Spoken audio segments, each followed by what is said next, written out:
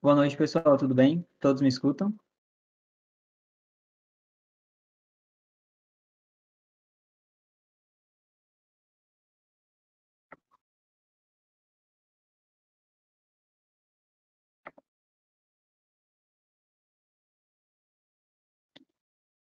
Perfeito, então. Vamos começar. Bom, pessoal, então, eu acho que agora que todo mundo está junto na mesma turma, acho que fica um pouco mais fácil. Então, retomando um pouquinho da última coisa que a gente fez, nós resolvemos uma lista de exercícios sobre o reino das bactérias, né? E eu deixei para vocês essa semana uma lista sobre o reino protista e um material de apoio para ajudar vocês nisso.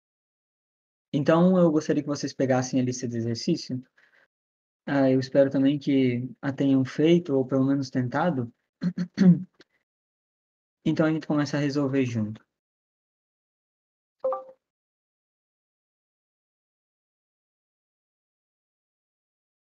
Alguém poderia ler a primeira questão, por favor, da lista de protozoários?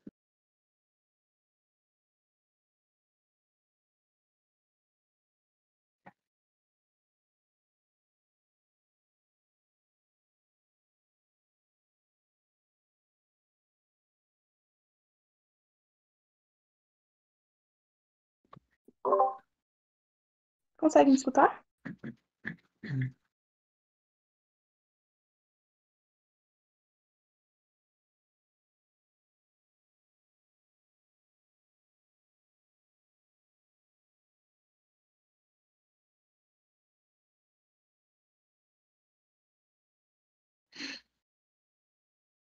Não briguem para ver quem que vai ler, por favor. Não briguem. Vocês conseguem me escutar? Sim, Lidiane, estamos. Deixa eu abrir o número 1. Os protozoários são um grupo de organismos heterotróficos que não constituem uma categoria taxonômica válida. Didaticamente, muitos autores dividem esse grupo baseando-se principalmente na forma de locomoção. No filo Rhizópoda, por exemplo, os protozoários locomovem-se graças a expansões citoplasmáticas chamadas de... Eu coloquei a letra C nessa. Letra C, pseudópolis. É isso mesmo. Só desliga teu microfone, por favor, que eu estou me ouvindo de novo. Obrigado, tá?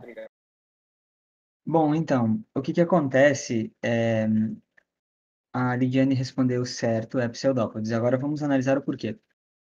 Bom, então, a primeira informação que a questão deu foi que eles não constituem uma categoria taxonômica válida. Por quê? Porque comumente os seres vivos, como a gente já viu lá na taxonomia, na aula passada, na monitoria passada, ela é baseada numa série de critérios que seguem algumas coisas um pouco mais específicas, por exemplo, como eles se alimentam, como é a constituição celular, como é a forma de reprodução. Mas no caso dos protozoários, fica bem difícil de classificar eles por esses critérios. Então, de novo, por fins didáticos, como o exercício já diz, foi optado por classificar os protozoários de acordo com os seus meios de locomoção nos diferentes meios em que eles habitam. Porque, de fato, essa é uma das características mais evidentes nos protozoários. Evidentes no quesito olhar e ver, claro, enfim, em microscópio, né? Então, com isso, ficou um pouco mais simples de classificá-los, né? Então, se vocês deram uma olhada lá no documento que eu deixei para vocês, naquele PDF que eu postei em materiais, então, tinha algumas características principais, né? Reino protista, unicelulares, eucariontes, como a gente bem sabe, são, lembra, as bactérias da vez passada eram seres procariontes, ou seja, eles não possuíam a membrana carioteca, seres heterotróficos, com mobilidade especializada, como eu disse, uma das principais características deles. Vida livre, mutualistas, comensais e parasitas. Classificações da biologia, né? Bom, então, lá na classificação, né, a gente viu que tinha os ameboides, os flagelados, que também são conhecidos como zoomastigóforas, os ciliados ou ciliófaras, né? Os esporozoários, ou também denominados apicomplexos, né? Depois a gente vai ver por quê. E, voltando à questão, locomovem graças a expansões citoplasmáticas, denominadas de letra C, pseudópodes. Se a gente ir lá no filo ameboides, a gente vai ver que existe a presença de pseudópodes, que, como o exercício já está dizendo, ele está afirmando, veja, que são extensões citoplasmáticas. E nesse caso, de acordo com o nosso PDF, essas extensões citoplasmáticas, elas são presentes nos indivíduos do filo ameba, ou seja, comumente os ameboides, que também são compõem os risópodes, os radiolários também. Assim sendo, a resposta certa é pseudópodes, né? Compondo o filo risópoda, o filo ameboide, dentre outros. Não é flagelados, porque flagelados estão lá nos zoomastigósforas, né? E também não são os ciliados, porque estão lá nos ciliófaros, né? Então, por isso. E de tentáculos, quem tem tentáculos são lulas, né? Então, não seres unicelulares como os protozoários. Tudo bem com isso? Alguma dúvida? Se tiver dúvida, é só perguntar, pessoal. Se não, podemos ir para 2. Outra pessoa poderia ler o número 2, por favor?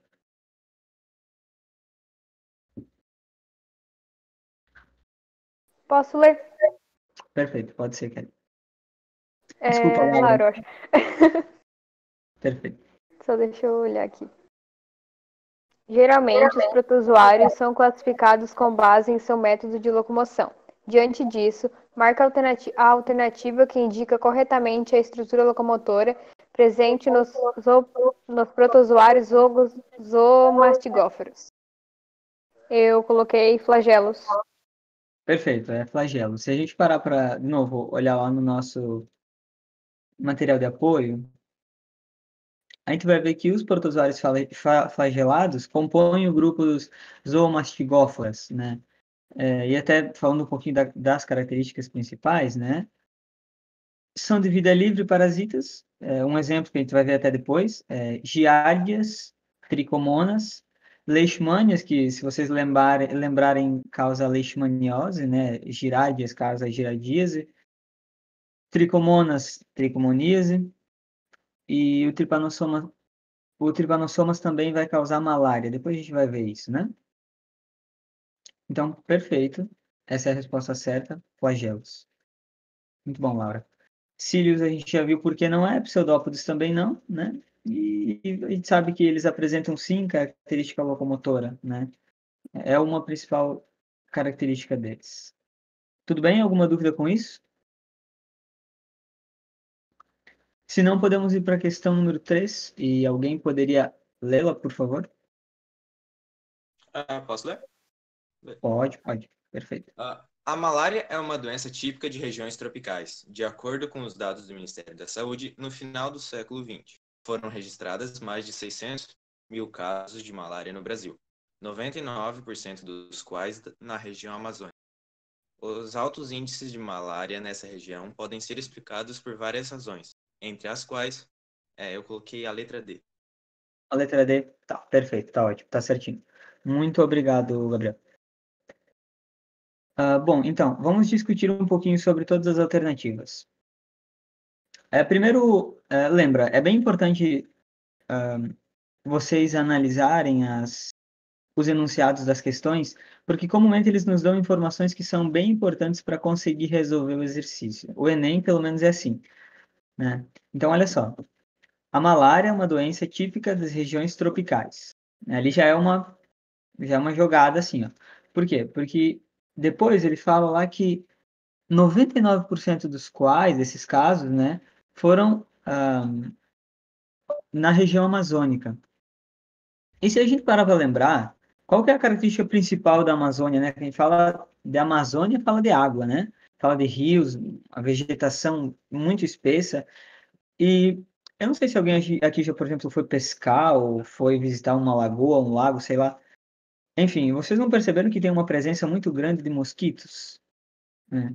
É porque eles precisam da água para se reproduzir, eles precisam desses ambientes úmidos, desses ambientes mais quentes. E o que melhor do que a floresta amazônica, né, para permitir uma coisa assim?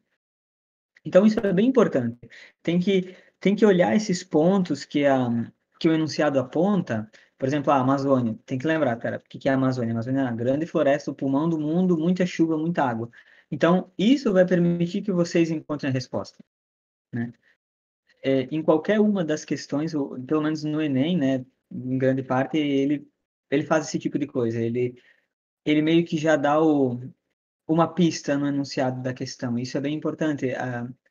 Esse conhecimento, essa análise que se faz também do enunciado, né?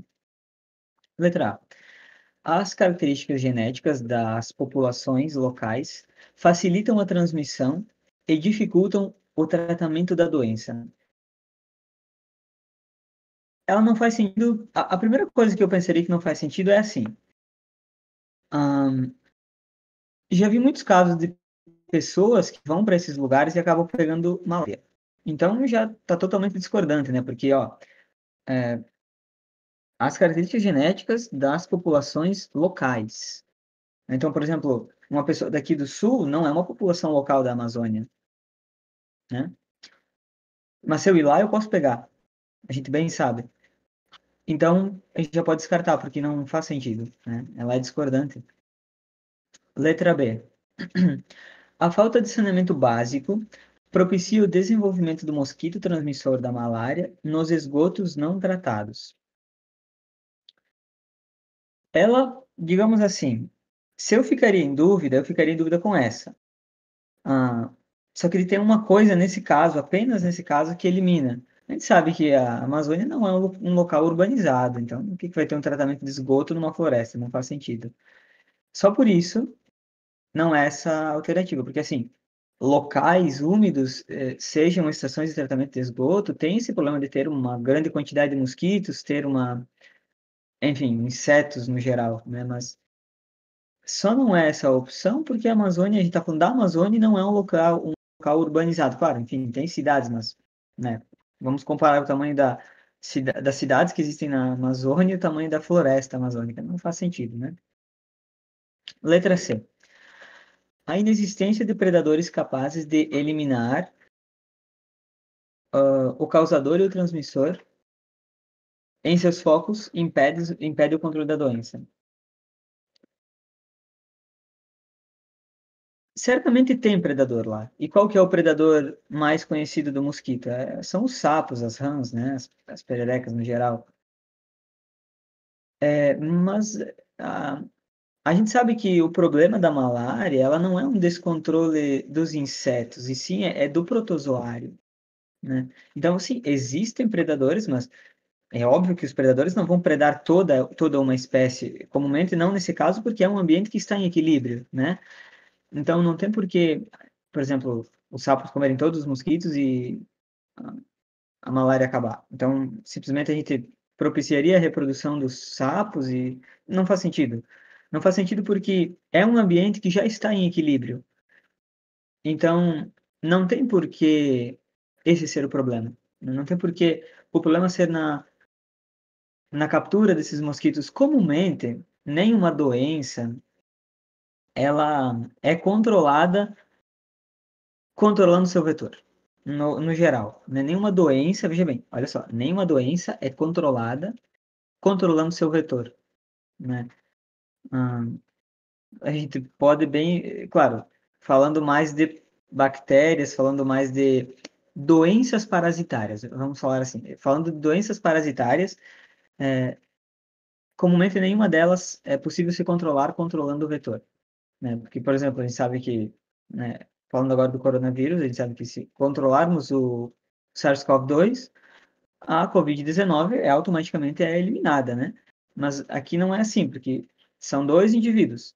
É o vetor, que é o que vai transportar o parasita, né? Então, tem que ter essas duas coisas para o esquema funcionar. Então, nesse caso, de novo, não vai resolver, né? Letra D. A temperatura elevada e os altos índices de chuva na floresta equatorial favorecem a proliferação do mosquito transmissor. Como a gente já comentou lá no início, lembrar da Amazônia é lembrar de umidade e grandes florestas. Então, veja bem, do mesmo exemplo do rio lá que eu falei, a quantidade de mosquitos que tem nesses ambientes muito úmidos é muito elevada. E, de fato, quanto mais mosquitos, maior a probabilidade de uma pessoa contrair a malária. É por isso que os índices são tão altos. Mas vejam, não que isso esteja anormal. Esses mosquitos lá são normais. É normal essa população de mosquitos lá na Amazônia. Justamente por ser um ambiente muito úmido, é, com um regime de chuvas muito grande, e isso favorece de fato. E agora, a presença do protozoário nos mosquitos é o grande problema, e não os mosquitos em si, né? Eles fazem parte do ciclo natural. São alimentos de muitas outras espécies. Então, essa é a questão, perdão, é a alternativa certa, a letra D, tá? E, por último, só a E lá. O Brasil é o único país do mundo que não implementou medidas concretas para interromper sua transmissão em núcleos urbanos. Essa questão essa alternativa nos faz lembrar um pouquinho do mosquito da dengue, que tem todo aquele combate, né, por, enfim, coisas que possam armazenar água e permitir a sua reprodução, permitir o ciclo. De fato, isso é importante. Comumente seria teoricamente possível, mas assim, o Anopheles, que é o mosquito responsável pela malária, comumente ele não consegue viver em ambientes urbanos. Não estou dizendo que não exista, mas ele está adaptado a um ambiente que é a floresta amazônica, né? Que é esse ambiente com um regime de chuvas bem intenso, que é esse ambiente com uma umidade bastante intensa. Então, e outra coisa nessa alternativa é que ela é contrariada pelo próprio enunciado, né? Olha só, vamos ler a alternativa de novo. O Brasil é o único país do mundo que não implementou medidas concretas para interromper sua transmissão em núcleos urbanos. Agora vamos ao enunciado. Tan, tan, tan, tan. Foram registrados 600 mil casos de malária no Brasil, 99% dos quais na região amazônica. Então, espera aí, o problema, a malária está em São Paulo, a malária está em Florianópolis, a malária está em Curitiba, está nas grandes metrópoles regionais e globais do Brasil? Não, sabe que não está. O problema está na Amazônia, na região amazônica, e a gente sabe que a urbanização lá é muito, muito, muito reduzida, né? Então, automaticamente, o enunciado está contradizendo já essa alternativa. Então, lembrem de fazer essa análise. O enunciado sempre é a referência de vocês para várias das alternativas. Por isso que ela não está correta. Primeiro, porque não faz sentido devido à doença. Segundo, porque ela é contradita no próprio enunciado, né? Se essa doença fosse uma doença um pouco mais urbana, certamente se tentaria fazer algo parecido com o que se faz com a dengue, né? Que seria eliminar os possíveis ah, armazenamentos de água expostos, onde é que o mosquito possa se proliferar, né? Mas não vem ao caso. Pessoal, alguma dúvida, por favor, perguntem. Agora é a hora.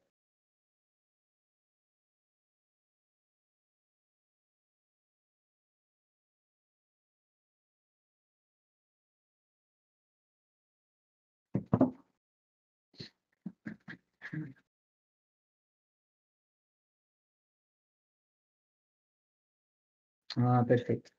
Depois a gente vai dar mais uma revisada na malária, né? Inclusive já, porque é aqui na questão 4. Só esperar a Lidiane e o Gabriel digitarem.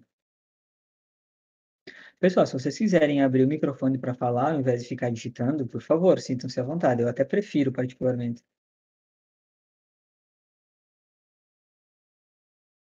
Ah, sim, de fato, Diane, isso ajuda. Comumente eu me utilizava desse método para resolver as questões. Porque o Enem ele tem essa característica de induzir a pessoa à resposta. Com o enunciado, ou com aquele texto de apoio, sabe, que está no exercício, ele acaba induzindo, dando umas pistas, e com um pouco mais de conhecimento, consegue ligar alguns pontos, assim, claro, nem sempre isso vai ser possível em todas as questões, mas, no geral, isso ajuda muito a fazer uma análise do enunciado. Lembra que ele é a chave da questão, né? Bom, pessoal, então vamos para a última questão, que é a mais extensa. Ah, alguém fez? Se sim, eu gostaria que alguém lesse a malária, então, qual que é o causador, o vetor, o ciclo da doença, o tratamento e a profilaxia. Alguém conseguiu?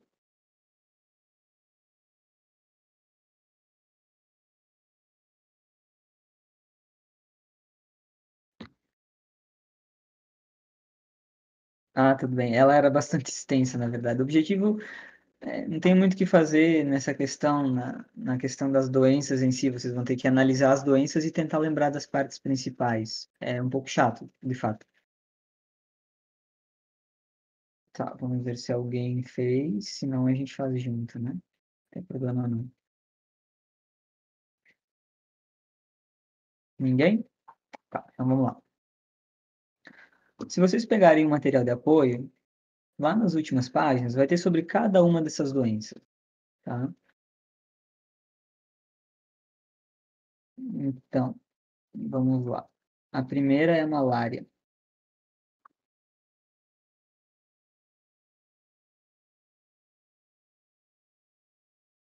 Malária. Só esperar a Tainá digitar.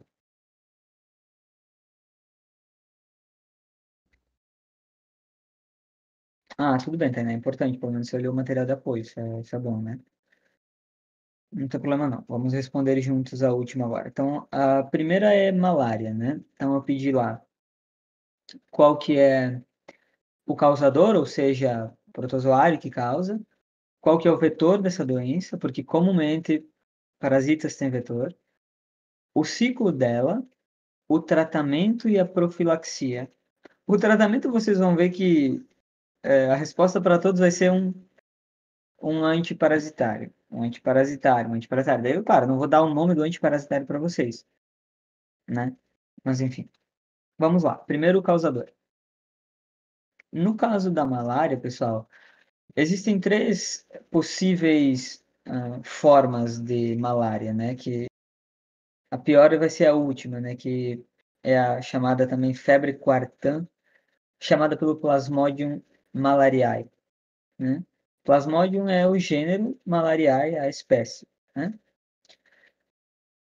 Também vai ter o Plasmodium falciparum e o Plasmodium vivax, mas o maior dos problemas da malária é o Plasmodium malariae, que daí já vem o nome da doença, né? Então, esse é o agente que causa a doença. Qual que é o vetor? O vetor a gente sabe que é o mosquito, né? O mosquito do gênero Anopheles, então são várias, lembra, Anopheles sp. Sempre quando tem sp é Anopheles espécie. Espécie por quê? Porque são várias espécies de mosquito do gênero Anopheles que podem transmitir a malária, tá? Então, qual que é o mosquito que transmite a malária? São mosquitos do gênero Anopheles. Não diz que é da espécie Anopheles, é do gênero Anopheles, tá bom? Ah, bom, então o que acontece? Próxima coisa é ah, ciclo da doença, né? Enfim, vamos falar um pouco sobre os sintomas, acho que é importante. Comumente, pessoal, a malária vai causar febres intermitentes, algumas lesões nos vasos sanguíneos, degeneração dos tecidos, anemia, calafrios e também, enfim, anemia lembra que é a destruição das hemácias. Então, isso é um problema muito grande. A pessoa vai literalmente se enfraquecendo a ponto de não conseguir mais nem se levantar. E muitas vezes a gente não... Malária, né? Mal escuta falar porque não é daqui da nossa região, mas é uma doença bem complicada, que até hoje causa muitas e muitas mortes, né? Até teve toda aquela questão, né? Vocês bem devem saber que alguns defendem, outros não defendem a utilização da hidroxicloroquina e da cloroquina para o combate do coronavírus, do novo coronavírus, né?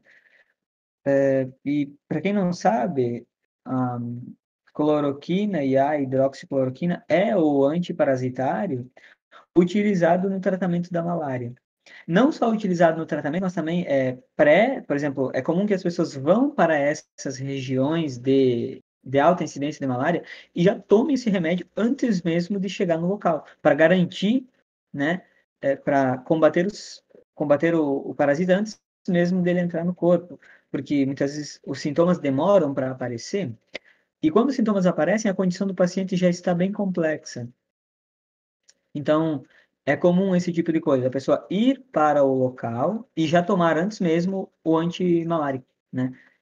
Enfim, certamente não é só a cloroquina e a hidroxicloroquina, mas enfim, tem uma outra série de antiparasitários, né? Ah, bom, se a gente analisar o ciclo da doença, né, a gente vai ver que, primeiramente, o mosquito pica, né? Uma vez que o mosquito picou o ser humano, ele vai liberar na corrente sanguínea uma coisa chamada esporósitos. Então, lembra, toda vez que a gente fala na biologia essa palavra esporos, a gente tem que se lembrar de pequena parte de um indivíduo. É como se fosse um espermatozoide ou talvez um óvulo, né? Mas é uma coisa muito mais simplificada, nessa questão de reprodução.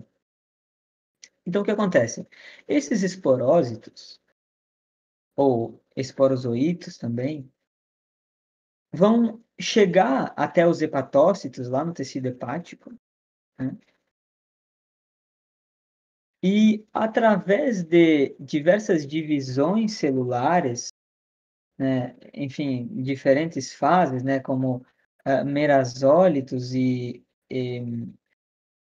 merazóitos, né, esses indivíduos vão infectar todas as hemácias, ou os glóbulos vermelhos, se assim preferirem, né, e até a ponto de, é como se fosse consumir a hemácia internamente até ela entrar em colapso e explodir. Enfim, ali que a gente diria a morte das hemácias do indivíduo. Então, isso é um problema muito grande, porque os parasitas, como eles infectaram uma hemácia, eles se reproduziram dentro dessa hemácia. E o que acontece? Eles vão infectar centenas de outras. Então, muito rapidamente, todas as hemácias vão sendo destruídas e a pessoa entra em um estado de anemia muito rapidamente. Eu não sei se alguém aqui é doador de sangue, mas enfim, eu dou sangue e a gente só pode doar de 2 em 2 meses. Isso porque o corpo demora um tempo para conseguir repor essa quantidade de sangue. Claro, não se tira muito, se tira comumente 450 ml, meio litro, depende do peso da pessoa. Eu comumente tenho que tirar 450 ml, porque eu sou meio baixinho. Mas o corpo demora muito tempo para repor todo esse sangue. A mulher, por exemplo, só é recomendado, só se permite doação de 3 em 3 meses. Os homens podem de 2 em 2 meses. Então, tu imagina todas as hemácias do corpo sendo infectadas e sendo destruídas. Então, a pessoa obrigatoriamente precisa receber sangue, precisa ter essa reposição rápida das hemácias, porque senão ela entra num estado de anemia. E lembra que as hemácias que são responsáveis pelo transporte de oxigênio, pelo transporte de CO2 até os pulmões, para eliminar, e dentre centenas de outras coisas, os próprios aminoácidos e nutrientes, né, são elas que transportam. Então, atingir as hemácias do corpo de uma pessoa é algo extremamente problemático. Ela vai se debilitar e nenhuma outra função vai poder funcionar. É isso que é o maior problema. É uma coisa primordial do corpo, né? Enfim, continuando. Então, esses merazóitos, eles vão dar origem a pequenos gametas, né? Gametas masculinos e gametas femininos, né? Depois de um tempo de evolução. Enfim, novamente, quando um mosquito anófeles picar uma pessoa, um mosquito não infectado, ele vai receber novamente essa doença, né? e vai permitir que o ciclo se complete lá dentro do próprio animal. Então, um gameta masculino com um gameta feminino vai, de novo, ocorrer a fecundação, que gera o zigoto, aquela coisa super padrão, né? Nesse caso, a gente a gente chama de oócitos e esporócitos, a evolução do zigoto, né? Enfim, esses esporócitos, por vezes, vão liberar os esporozoítos, né? Que, de novo, vão infectar uma pessoa. Então, em resumo, um mosquito pica a pessoa e infecta ela com esporozoítos da malária, que não é o protozoário em si,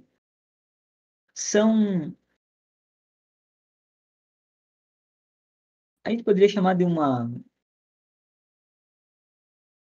faixa, de um período de incubação dos protozoários, né?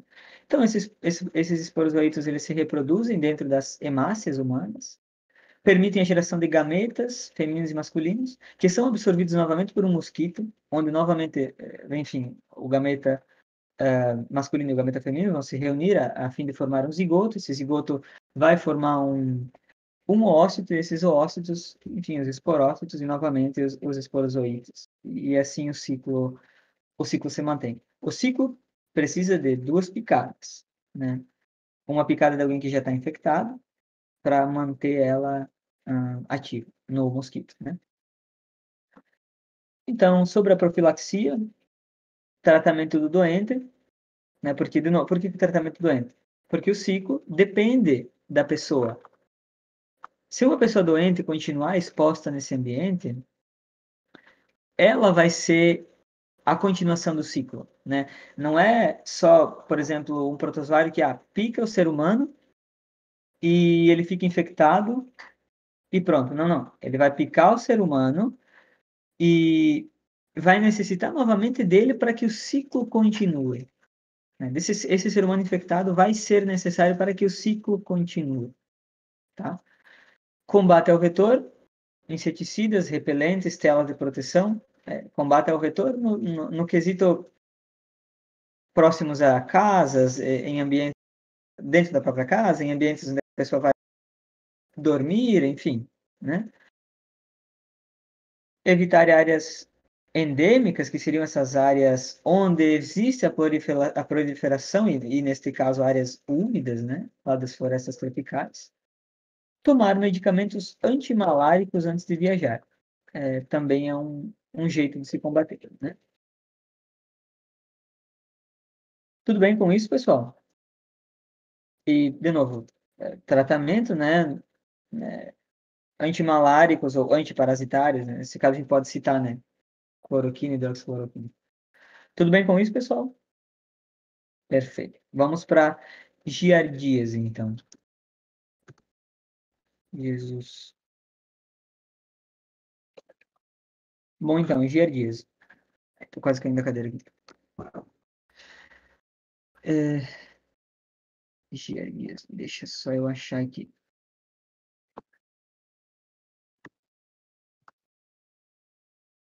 Aqui, giardíase. Bom, então, pessoal, a giardíase, como bem se sabe, é causada por um protozoário. Nesse caso, a Giardia lamblia, né, que é um parasita que vai habitar os intestinos dos seres humanos, né? Neste caso, não existe um vetor, né? A gente ingere diretamente os cistos da Giardia lamblia. Então, a transmissão, como é que ela é feita?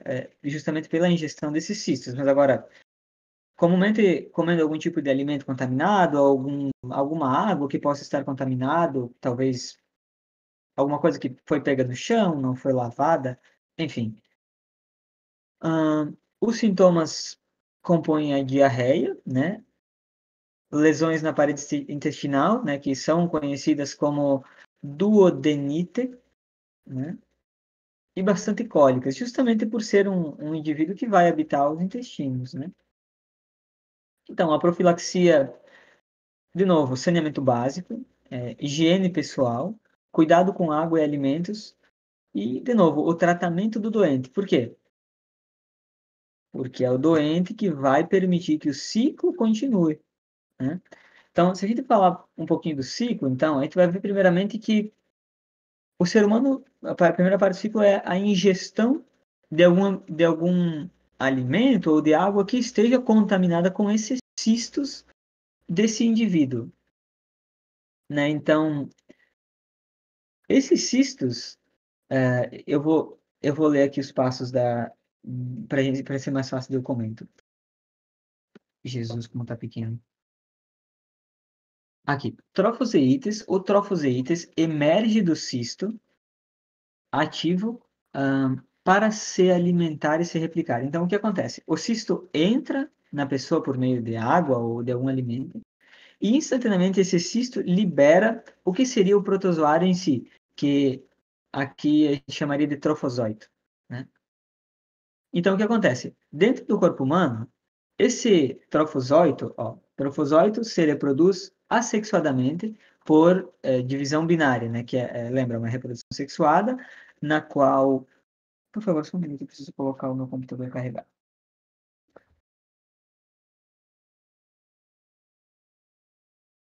Perfeito. Essa divisão binária é justamente a divisão de uma célula ao meio, onde originar dois indivíduos que a gente diz geneticamente semelhantes.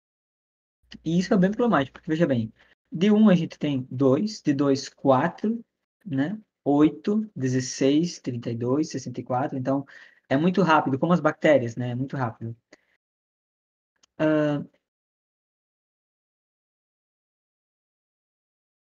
Uma coisa bem importante. Apenas 1/3 das pessoas infectadas apresentam sintomas. Isso é um grande problema, porque justamente esse é um dos maiores problemas dessa doença, porque veja bem, como o ciclo da doença depende da pessoa liberar fezes contaminadas com esse parasita, a pessoa não ter sintoma é um problema enorme. Porque, por exemplo, se ela está utilizando um ambiente que não se diz próprio, né, para suas necessidades, ela vai permitir que essa doença se continue no meio, né? Ela vai dar procedência ao ciclo desta doença. Então, por vezes, essas fezes contaminadas podem entrar em contato com um córrego. Esse córrego, daqui a pouco, alguma pessoa usou para lavar alguma coisa, lavar uma faca, lavar um alimento, ou até mesmo para lavar as roupas, e daqui a pouco entrou em contato com ela. Porque esses cistos, eles conseguem sobreviver muito bem fora do corpo humano. Eles são feitos para isso. Então, veja bem, esses micro-organismos, eles evoluíram para isso, para permitir que esses cistos sobrevivam muito bem fora do corpo humano, né? Então, tanto os cistos quanto os trofosóitos, né, são encontrados nas fezes. Então, a gente pode encontrar os cistos e os trofosóitos, né? Felizmente, apenas os cistos são capazes de sobreviver fora do corpo humano, né? E, enfim, de novo, né, esse cisto vai entrar em contato com algum alimento, com alguma coisa, enfim, a pessoa vai acabar ingerindo e vai permitir, de novo, a continuação da doença, né? Resumo. A pessoa come um alimento ou água infectada com cistos, esses cistos liberam o protozoário, esse protozoário se reproduz e vai infestando essa pessoa. Esses protozoários geram novos cistos lá no intestino, né? E daí, finalmente, esses cistos são eliminados e, novamente, o ciclo continua, o ciclo da doença continua. O tratamento, de novo, são antiparasitários, né? Só que qual que é o grande problema? É que muitas pessoas são assintomáticas, então não vai saber que tem e vai dar procedência para essa doença. Tá bom? Tudo bem com isso? Pode. Pode porque não é uma doença. O tratamento não é com anticorpos, né? O tratamento é provavelmente uma espécie de toxina que vai permitir que esse protozoário seja morto de fato. E uma vez que o protozoário está morto, ele não vai mais produzir cistos e não vai dar procedência para a doença. No geral, essas doenças mais parasitárias, elas podem ser pegas centenas de vezes, né? Justamente por não ser o próprio corpo, nosso próprio corpo que vai lá combater diretamente, e sim um agente externo. Como eu falei lá, não sei se vocês lembram lá da dor de garganta, né? A garganta ela vem toda vez. Por quê? Porque não são anticorpos que vão lá combater, não são anticorpos que vão lá matar as bactérias, e sim são os fungos que a gente ingeriu lá com o antibiótico, né? Então, são exemplos parecidos. Tudo bem, Lidiane? Podemos ir para a próxima? Alguma dúvida, inclusive? Perfeito. Então, a próxima é a doença de Chagas, ou até conhecido como mal de Chagas. Vamos ver onde está a doença de Chagas. Doença de Chagas. Doença de Chagas. Aqui. Bom, primeira coisa, o agente etiológico, ou o causador, é o Trypanosoma cruzi. Protozoários do gênero Trypanosomas da espécie cruzi, bem específico, né? A transmissão clássica, contato com as fezes do percevejo barbeiro, no local de sua picada. E você vai falar, tá, mas espera aí, nossa, eu encostei nas fezes de um barbeiro, que coisa específica. Não é isso. O que acontece, pessoal, é que o barbeiro, ele é um percevejo. Percevejos comumente picam. Quando ele pica a pele do ser humano, o que acontece aqui no local da picada, ele é bem, digamos assim, um tanto porquinho, e ele pica e defeca. E esse protozoário ele está nas fezes. Então, é bem comum que essas fezes entrem em contato com o local da picada. E desse jeito, o protozoário consegue invadir o nosso corpo. Literalmente, ele é um tanto, né? Bom, enfim, animais, né? O que dá para dizer? Bom, então, sintomas: cardiomegalia, fibrose cardíaca, redução da pressão arterial, megaesôfago e megacólon. Então, são sintomas bem complicados.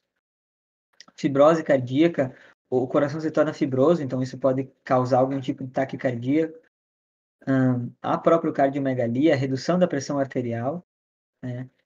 Todos sintomas muito relacionados ao sistema cardiovascular, né? Então, de fato, é uma doença muito problemática, mas que atualmente tem estado bem controlada, até porque é um vetor um pouco mais, digamos assim, simples de ser controlado que um mosquito, né?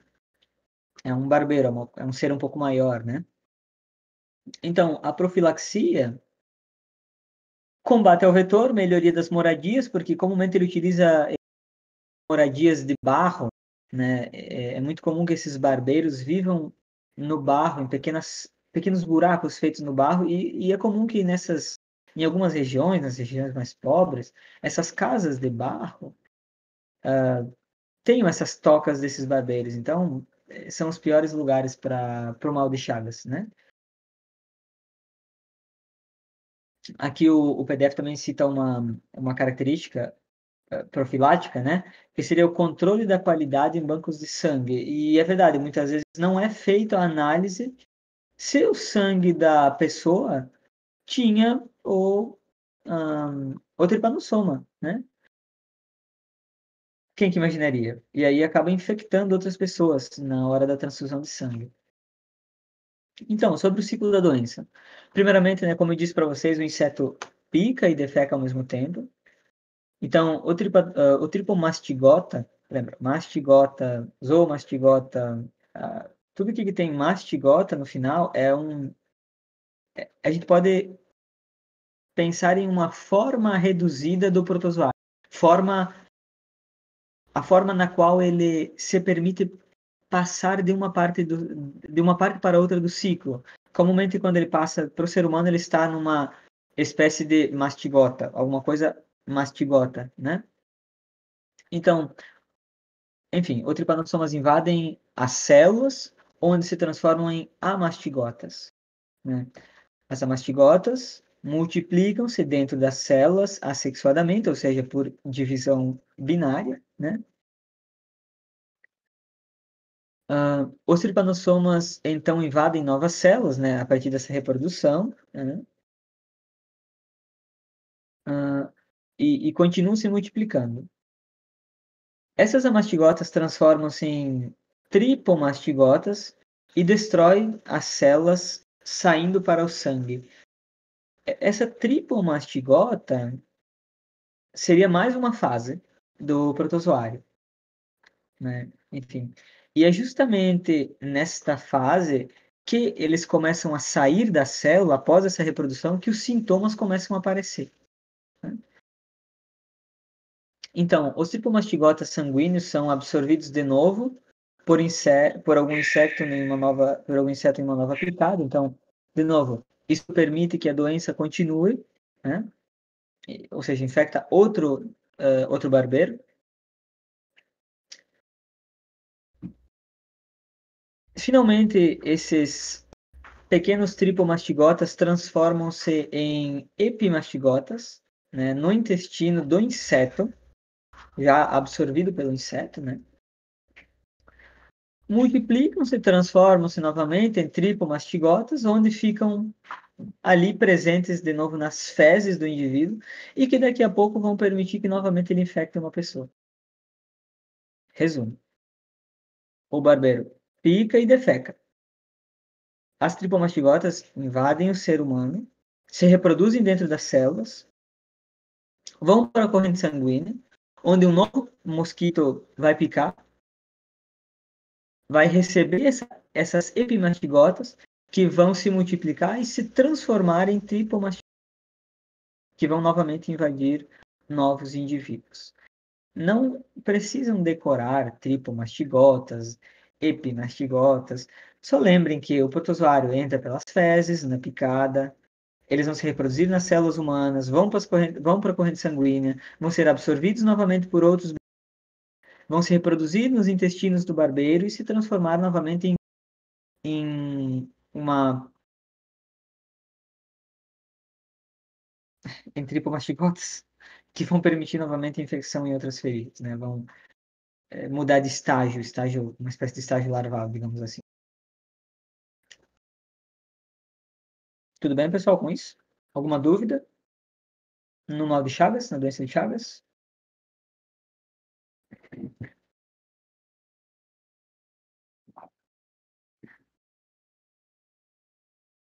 Perfeito, Laura. Bom, então vamos para a última, que é a amebíase. Nós temos 5 minutos ainda, então você correr aqui. Mas a amebíase é bem simples.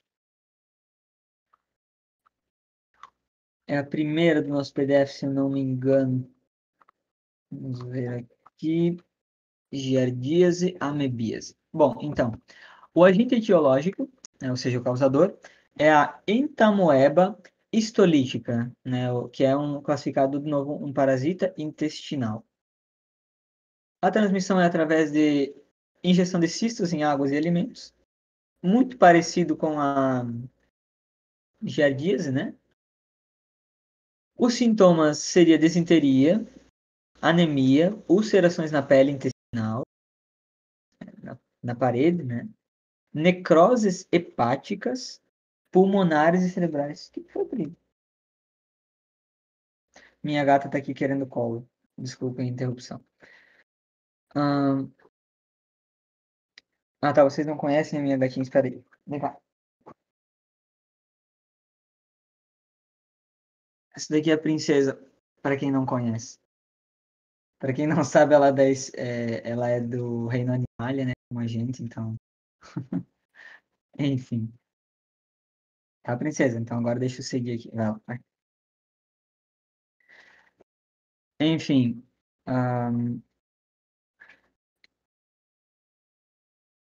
Sim, pois é, ela é. Eu acho que ela quer comida, na verdade, não aprender, mas, enfim.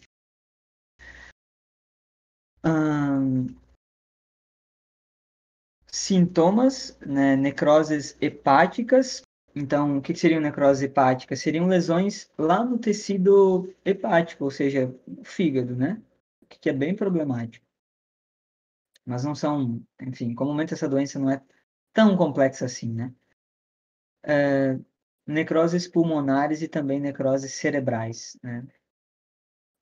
A profilaxia, pessoal, saneamento básico, higiene pessoal, cuidados com águas e alimentos, né, em locais que podem estar contaminados, e de novo o tratamento do doente, né? Porque ela habita o intestino humano. Se ela habita o intestino humano, novamente são as fezes humanas que vão permitir que esse indivíduo prossiga no seu ciclo.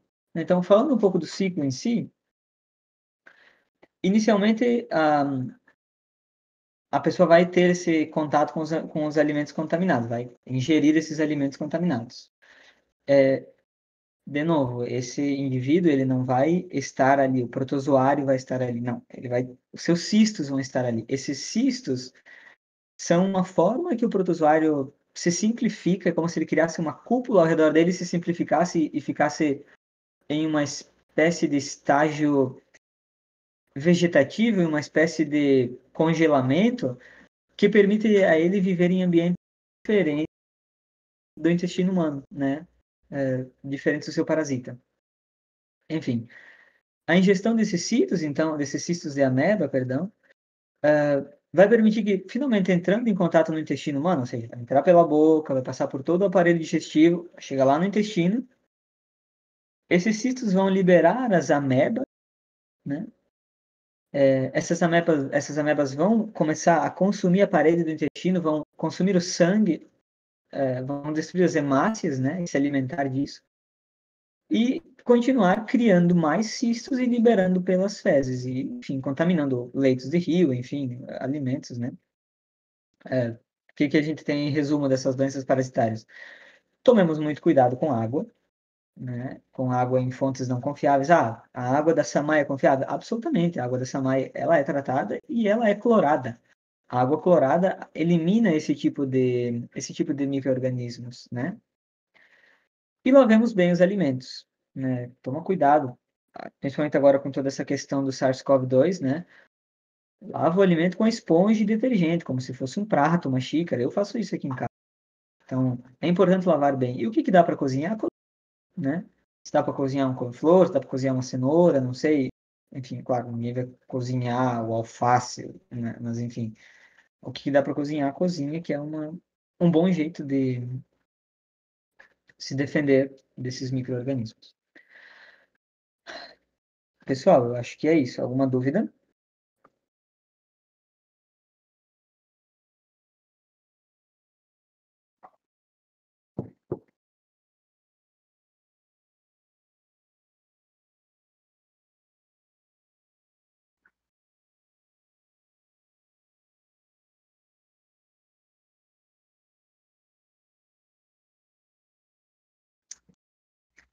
Enfim, pessoal, teriam mais coisas que a gente teria que ver. A gente teria que falar das algas unicelulares também, mas assim, essa parte ela acaba sendo um pouco mais relevante aqui do conteúdo. No tempo que a gente tem é o que dá para fazer, né? Então, enfim, se nem mais uma dúvida, podemos encerrar nossa aula aqui, já está na hora, inclusive, não tem o que fazer, né? Ah, enfim, pessoal, bom final de semana para vocês. Eu posto as novas listas de exercícios nas próximas semanas. Enfim, tomem cuidado, um bom final de semana. Usem álcool gel e máscaras ao sair na rua, né? Enfim, mas a gente se fala, pessoal. Até na outra semana, né? Até mais. Próximo conteúdo vai ser Reino Fungi, tá? Para que vocês já fiquem antecipados. Boa noite, pessoal. Até mais.